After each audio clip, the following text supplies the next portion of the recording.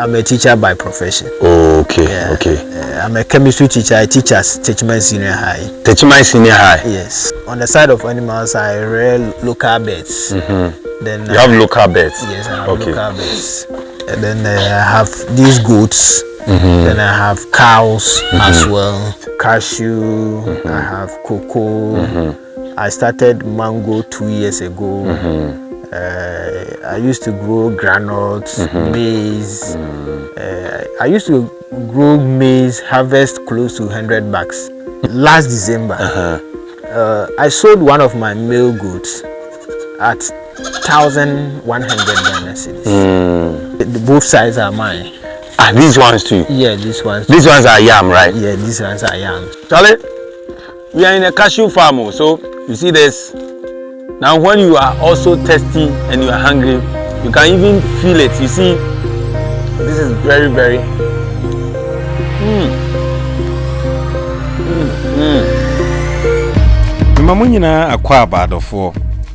I welcome you all to my channel, and as I always do, I put a spotlight on people who are doing their best to bring solutions to the problems in our community through hard work in entrepreneurial skills, farming, business, and educational sector.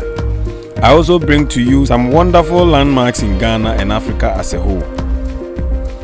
In this video, we travel all the way to a town in Bono Region in Ghana called Boyem, where we visit a secondary school chemistry teacher called Mr. Oduro, who, apart from teaching, has added agriculture to his work, and this is helping him and his community as a whole in providing food for the country. I know his journey so far will be a motivation to you if you are considering entering into farming, especially if you are a salary worker. Boyem is a small farming community which is found in the middle of rocks. If you like content like this, then consider subscribing, since this is the nature of our channel and we seek to bring you stories that will motivate you to start doing something. Thank you. You are welcome again back to Jak Lens TV, and today we have another interesting and exciting person who is doing not bad for himself in terms of agriculture. The motive and the extent of our platform here is to promote things that people are doing here, especially agriculture. We also do other things in terms of business, entrepreneurship, and the rest.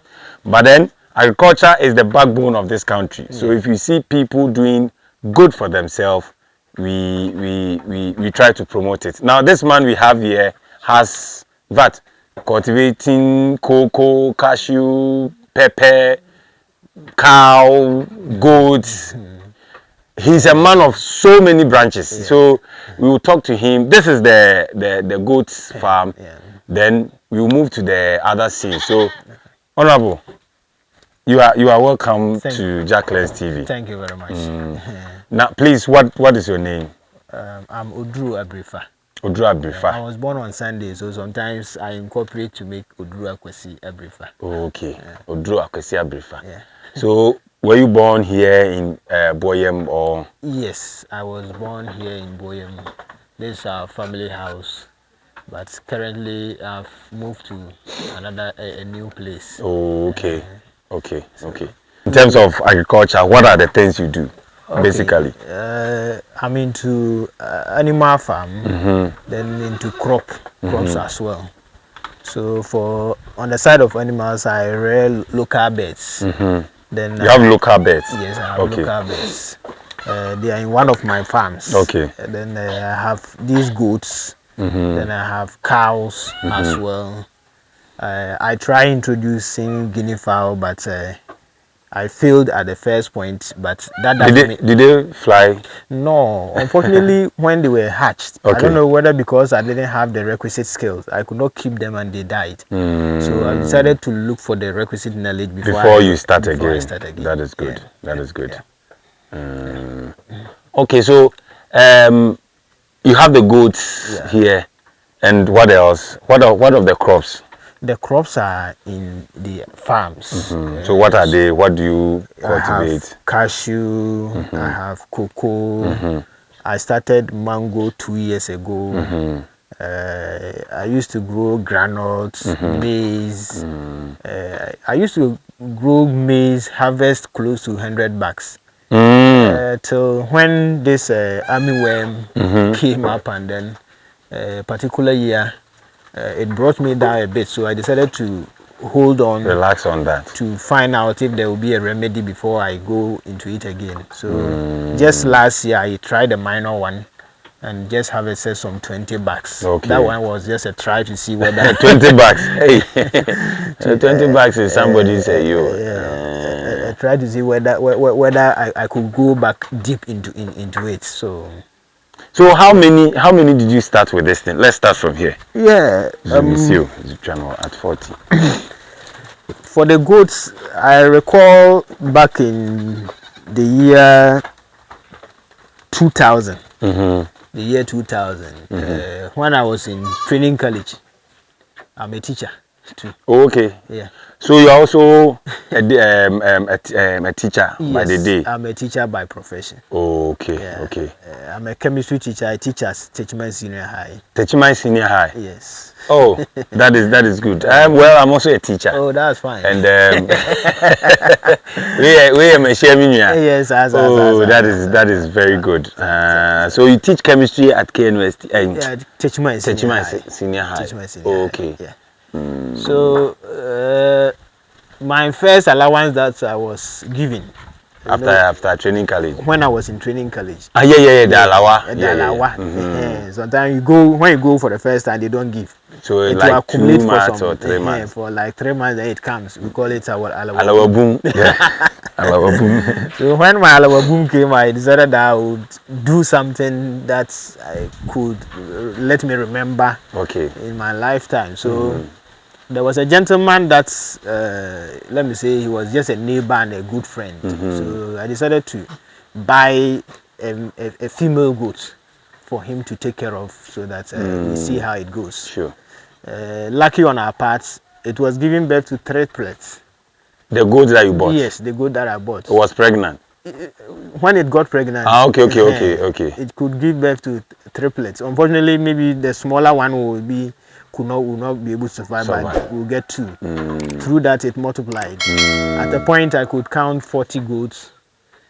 Whilst you were still doing you were in the training college? That was when I completed. Okay. When I completed, I came to teach here in Boyem here for 4 years. Okay. I could count 40 plus. Because we do the semi-intensive one. We keep them small. We allow them to also go and feed small. So they were complaining about those who farm nearer, that they were destroying my things here and there. So one time I just caught some few, sold, and bought a cow. Oh yeah, I bought a cow out of it. So wow. Why did you decide to enter into cow too? Or because they were plenty and they were destroying things, you wanted to? Well, it was also my aim to venture into that. Okay, so as at now, how many goats do you have? Right now, I have 76. And did you sell some during this Christmas? Yes, I sold some.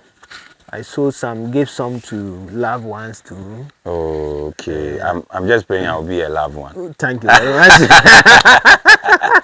Oh, fine. But then the fact that you are in active service as a teacher, and you are also doing this, it's I'm fascinated with it. I'm fascinated about it because sometimes, or at first, we have this notion that school, as if school alone will give you, but then school will give you sense of reasoning, how to articulate and how to make wealth. That is it. But you have to go out and then, because there's always complaint about salary workers on salary. So even doctor is complaining, banker is complaining, everybody. So teacher, the NHS, you complain. Wow. And as if you can see too, they have about several of them that are pregnant too. Oh yeah. 1, 2, 3, For almost all the females are having big belly. Wow. Yeah. Okay. Oh, come close. Don't go. Come. Look at this one.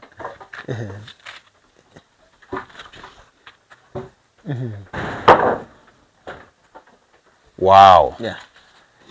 So when you release them, don't they destroy things? Yeah. As you said, when there was a complaint like that. Yeah, they used to.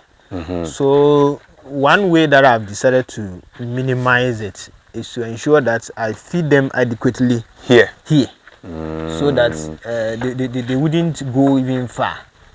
So you can see their feeding trough filled with some cassava peels, which somebody will consider as a waste. Okay. But I feel that cassava peels can be turned into goats. Yeah. Because as they feed on it, they will grow. Yes. And through that. So you go for them yourself, or how many people help you with this goat? For the goat, I have some 2 guys who used to help me, especially in the evening time, ensuring that they come to clean. To clean. My mother too helps me a lot. Okay. My mother, for the cleaning, she has taken it upon herself. Right away after her chores, in evening time around 4 or 5, she would come, sweep everywhere, clean, ensure that he changes their water and all that. Yeah.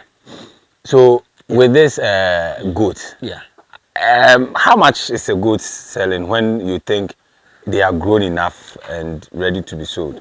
Oh, just the last December, I sold one of my male goats at 1,100 Ghana cedis. 1,100. 1,100. Wow. It was like this. A bit. It was grown than this one. It was bigger than this one.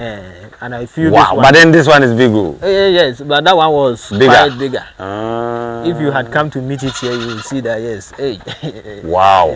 And folks, let's do this calculation. The reason why you should start something, anything involving agri. Now, one, the job in this pen is to clean them. Find them food. So you can start with 1 male, 1 female. You can even start with just a female who is pregnant. Yes. Now, 1 female with time can give you all these. Oh yes, can multiply. So what is the duration of what does it take, or how many months or does it take for goats are such that within a year a female goat will give birth twice. Yes, within a year. Okay. And if you are lucky, many of my goats like this, they give birth to two. So if you watch carefully, you see some being similar. Sure.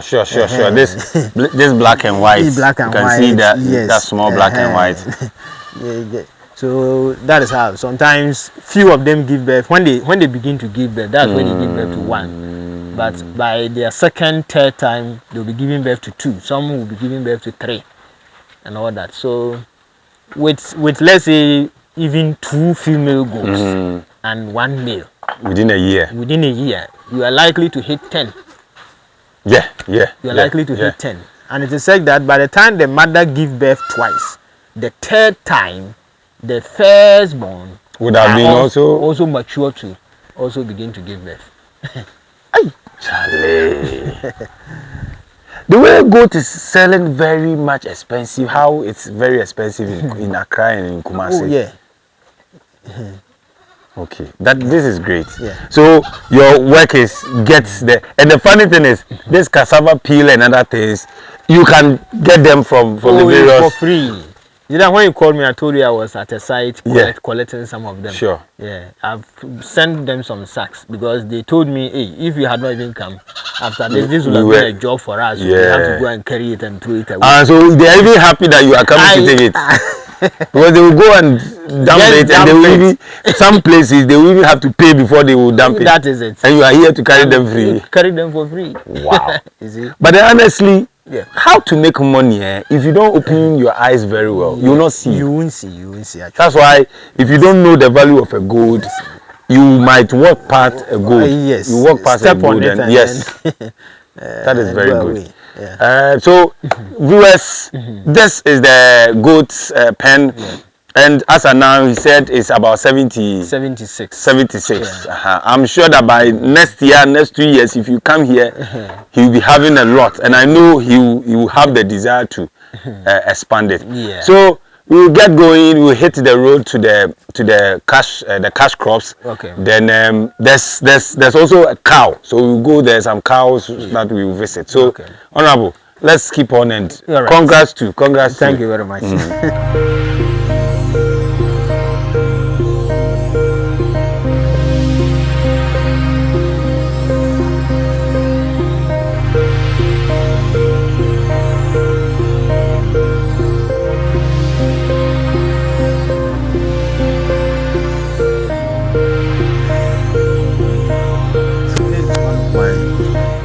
Cashew farms.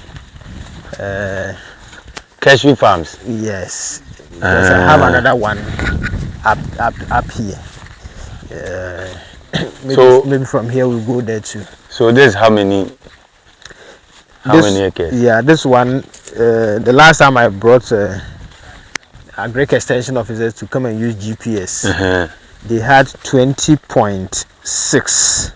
20.6. Yes. Acreage. Yeah. And do you have? Oh, okay. So this is how many years since you? Well, it is in steps. It's in steps. So this particular one, the one on my left hand side, is just 2.5 years. You can see from there. Yeah, which has begun fruiting. Yeah.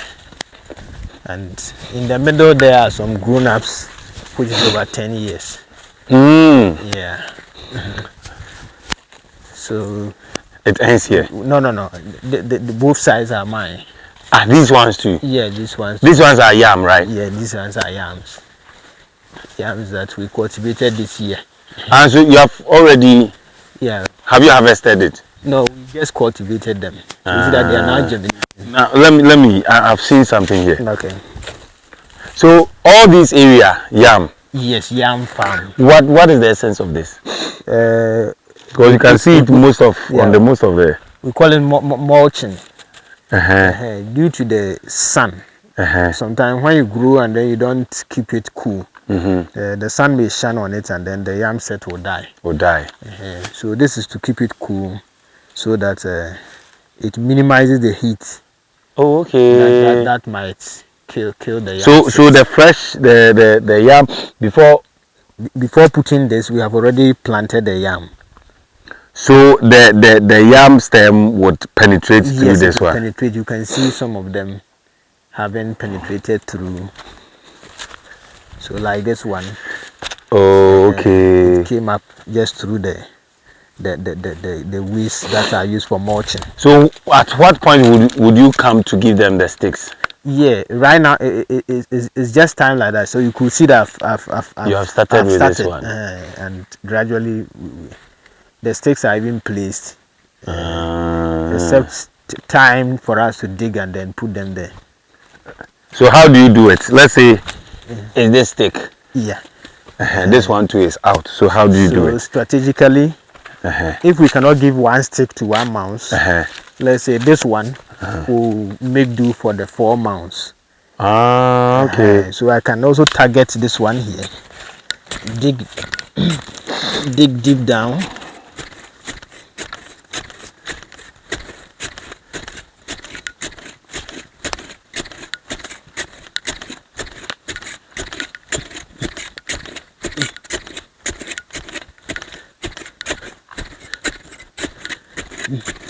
Sometimes when the rain stops for a long time, it makes the soil a bit harder. That's why we've paused and waiting for the rains to set, and then the place will be soft for us to dig.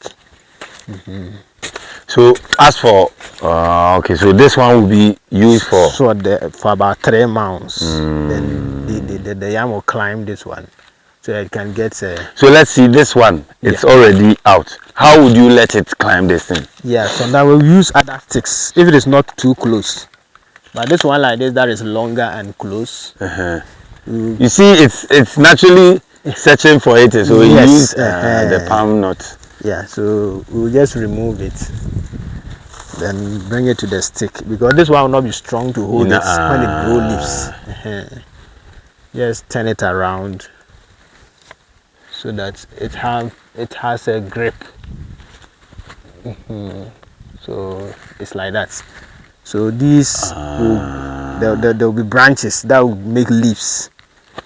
And this one too. Yeah, this one too. So I can see 2 of them are together. I can untie them. Then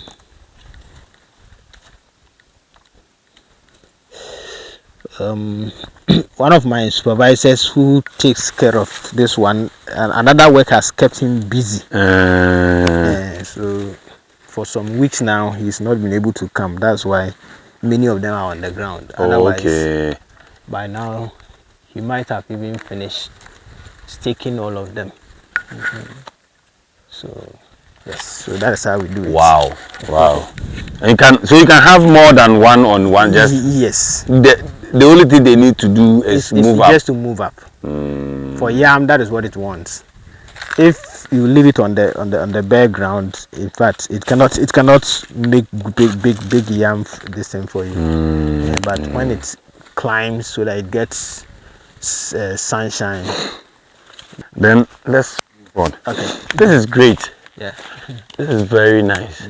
So this is where most of the tuber of yams we eat in Kumasi, in Accra, comes from. Yes. But I went to one farmer and he told me most of the prices that we see, or most of the prices you sell these things, are determined by the traders. That's the problem that we have as farmers. That's after harvesting, it is the traders who will give you the price, because mostly we don't have means of storing them for long. So if you consider that leaving it for a longer time and it is going to get rotten, the trader will say, oh, let me give you this much. You just weigh. Instead of me losing everything, then you just let me take the little and then move on.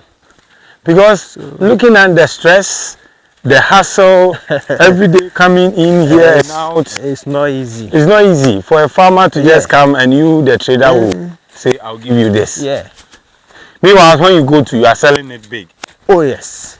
You just sometimes those middle people. If you like, you the farmer, take your produce to the farm, to the market, then negotiate with them. They will buy from you.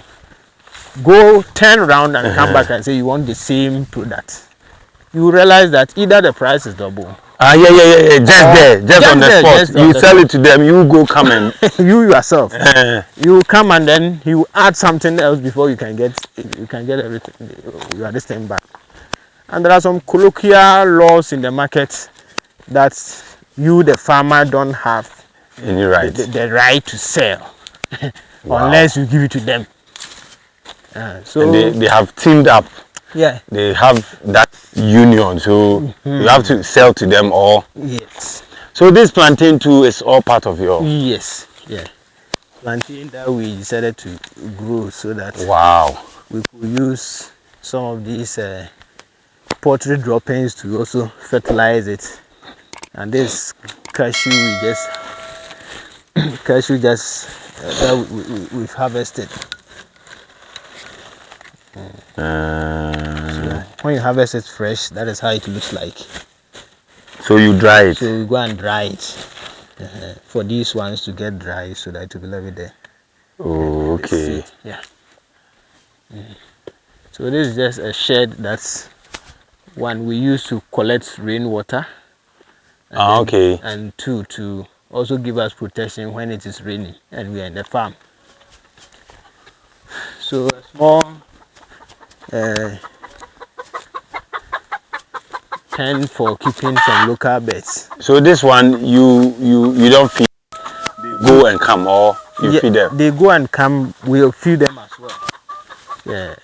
So I prepare some mixed feed, so that I buy the poultry one, mix it with maize from my own farm and then use to feed them. Yeah. How about you, man?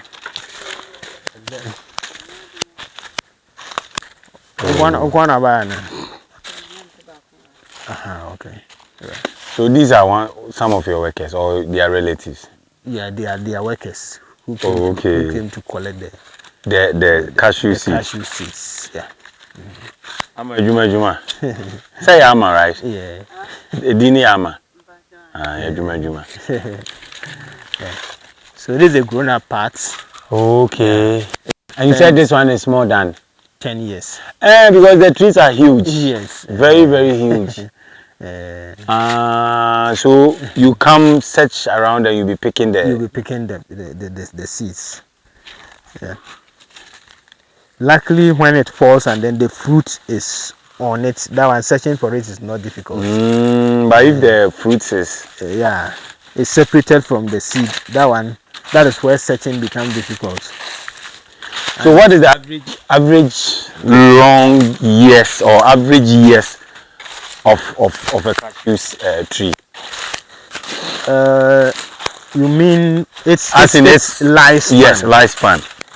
Oh, some there are farmers who have their cashew farms lasted for over 25 years, and yet they are still harvesting. 25 years. Yes, and they are still harvesting. But I learned the seeds are not selling for that much recently. Well, the price keep on dropping. Why? Sometimes on and off. This year, for example, at our end, they began selling a kilo at 6, buying it at 6. Then it went to 7. At a point, it was 10 Ghana a kilo. Yeah. So how many kilos make a bag?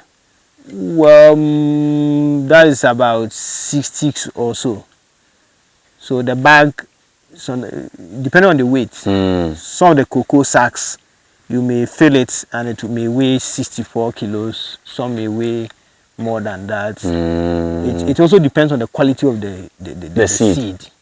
So if you have, let's say, a kilo for, let's say, 10 cedi. Yeah. Meaning you can have as much as 640 for a bag. Yes. 640. Yeah. At least. And collecting these things too is tedious. Yeah, it's tiring. Going through these leaves, dry leaves, you have to be. So laborers also take what is due them.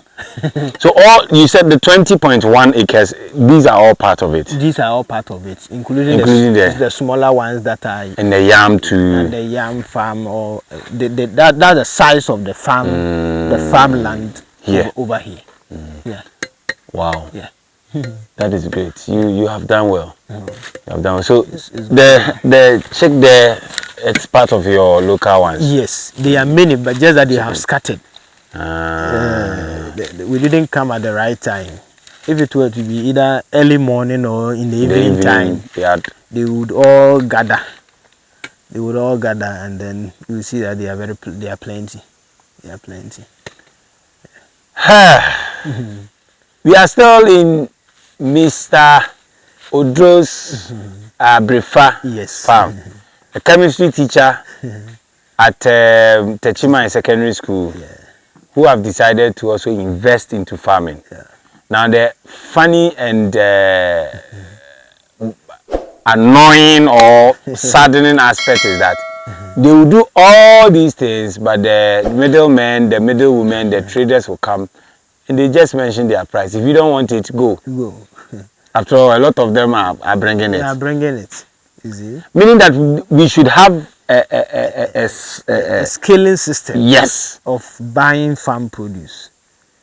If it is a scaling system like cocoa is standardized, that's a kilo of now cocoa. I think that because government buys it, that's why he has given a standard. Yes. But this one is not the government. It's not the government, individual. So I remember in Rollins' time, they were having silos. Yes. They were building big warehouses where government could buy food. Good. Store them for some time. So if you don't buy it, you the private one you don't buy, government will buy. Then they will start reasoning, because now they think that, oh, if I don't buy it, your produce will get rotten. So it's your own cup of tea. We pray that system comes back. It should. Yeah, it should. The government should get involved. Yeah. Buy a lot of them. Yeah. They should even have offices like cocoa. If you have yam, bring it here. If you have tomato, bring it here. If you have this, a lot of factories come. Go there. Yeah. Then you realize that the market people will start reasoning up. That is it. Last time I remember, after harvesting some maize, over 80 bags. And the price to me as at that time was not good for me. I decided that let me keep it for some time. Yes. The chemical alone that I would use to preserve. Afterwards, and then looking at the time I sold it, I realized it would have been better I sold it earlier. Because is this one good? No, this one didn't mature. Okay. Hey, me, I thought I had found one. That didn't mature. Okay. Yeah. The matured ones look brownish like this. The chicken too, they eat the fruits. Oh, it's very sad. It's very sad. Okay, so we are moving straight to the cocoa farm. Yes. And possibly to the cow. And what else? Yeah, think to that will be it. There will be tomato farms too. Okay. But that is just around where the cows are as well. Okay. So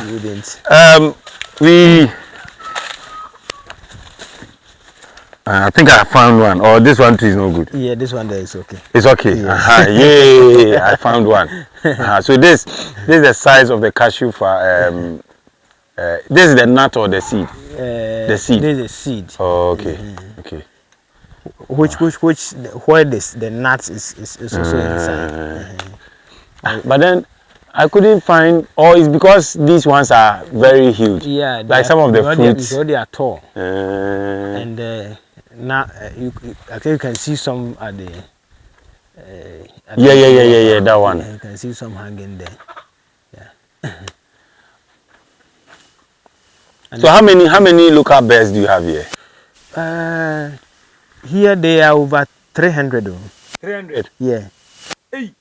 You could see just from these a night drop. They sleep. Some sleep on this. Some sleep in the cage. So if you imagine just one night dropping, that has 400. This here. Yeah, you can imagine. So how do you catch them? When you want to sell, or maybe? Well, yeah, we come during the night, or sometimes when we come with maize. If where I keep my maize is locked, and the farm assistant is not so around. Okay. For me to see where the key is. Like if I should throw some maize right now around here, you will see them coming from the bushes.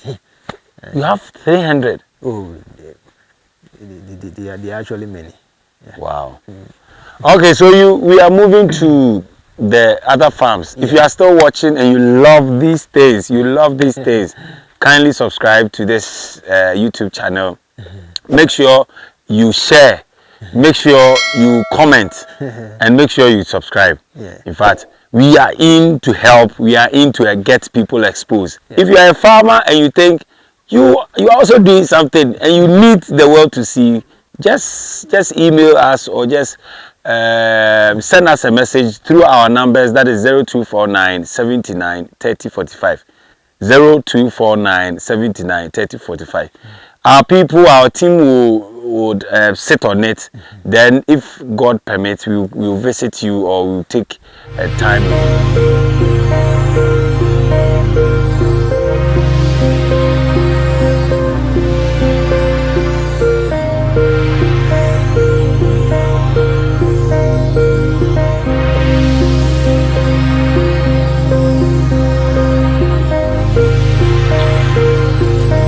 Charlie, we are in a cashew farm, so you see this.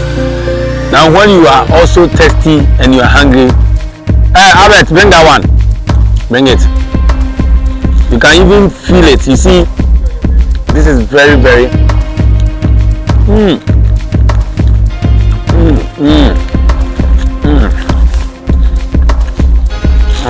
No, I don't like this one. I don't like it. Okay.